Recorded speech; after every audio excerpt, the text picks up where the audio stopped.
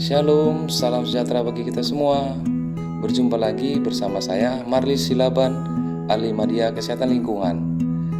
Saya peserta Laksar CPNS tahun 2022 yang diselenggarakan oleh BPSDM Provinsi Sumatera Utara.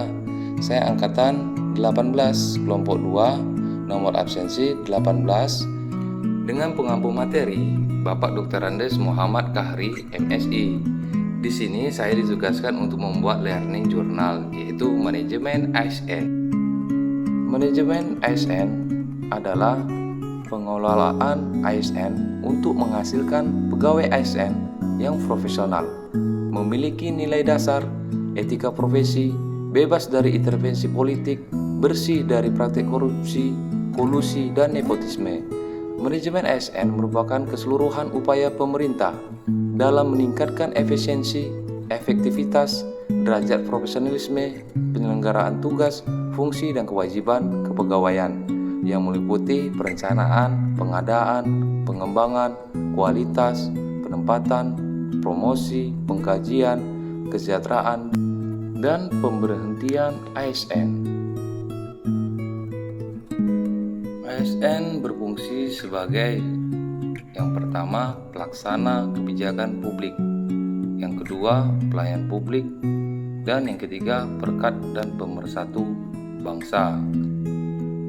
Berdasarkan jenisnya, pegawai ASN terdiri atas 1. Pegawai negeri sipil PNS. Dan yang kedua, pegawai pemerintah dengan perjanjian kerja atau disingkat P3K.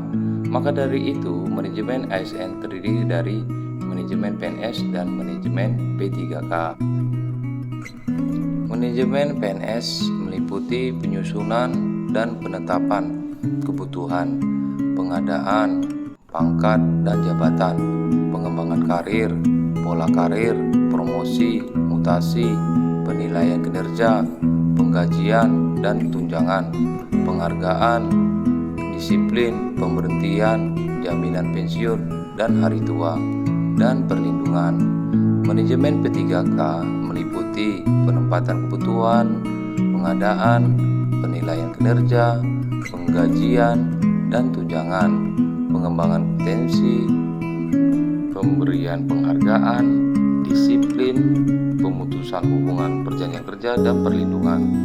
Perbedaan hak dari PNS dan P3K yaitu PNS mendapatkan gaji, tunjangan dan fasilitas, cuti, jaminan pensiun dan jaminan hari tua, mendapatkan perlindungan dan pengembangan kompetensi. Sedangkan P3K mendapatkan gaji dan tunjangan, cuti, perlindungan dan pengembangan kompetensi.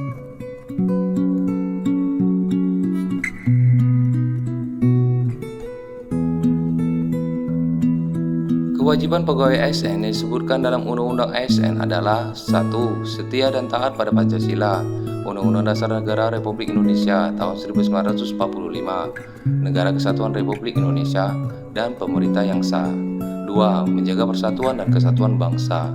3. Melaksanakan kebijakan yang dirumuskan pejabat pemerintah yang berwenang. 4. Menaati ketentuan peraturan perundang-undangan.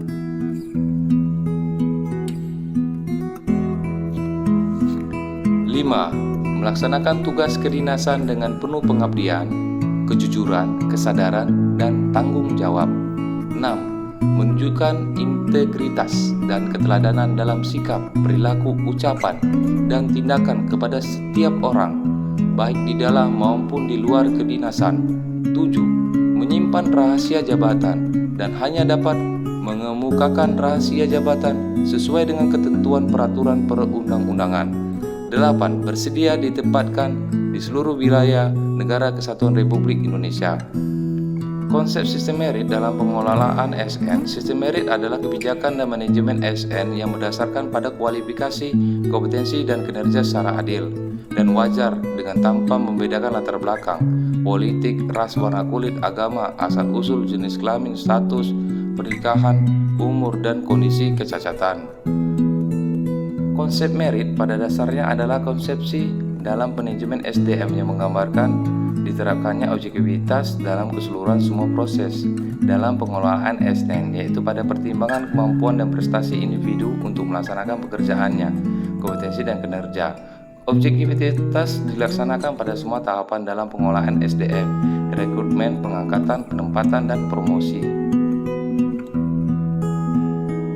Smart ASN. Sebagai seorang ASN, kita harus menjadi smart ASN, di mana kita harus menguasai cara bermedia digital secara bertanggung jawab.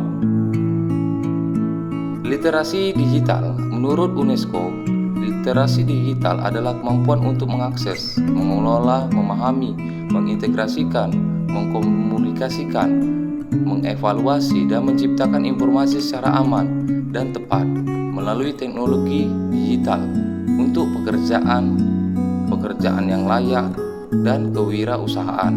Ini mencakup kompetensi yang secara beragam disebut sebagai literasi komputer, literasi TIK, literasi informasi, dan literasi media. Ada 4 kerangka kurikulum literasi digital. Yang pertama, digital skill, yaitu kemampuan mengetahui, memahami, menggunakan perangkat keras dan perintah lunak TIK, serta sistem operasi digital dalam kehidupan sehari-hari. Dan yang kedua adalah digital kultur, yaitu kemampuan membaca, menguraikan, membiasakan, memeriksa, dan membangun wawasan kebangsaan, nilai Pancasila, dan Bhinneka Tunggal Ika dalam keseharian, dan digitalisasi kebudayaan melalui pemanfaatan TIK. Dan yang ketiga adalah digital ACT, yaitu kemampuan menyadari, mencontohkan, menyesuaikan diri, merasionalkan, mempertimbangkan, dan mengembangkan tata kelola etika digital dalam kehidupan sehari-hari.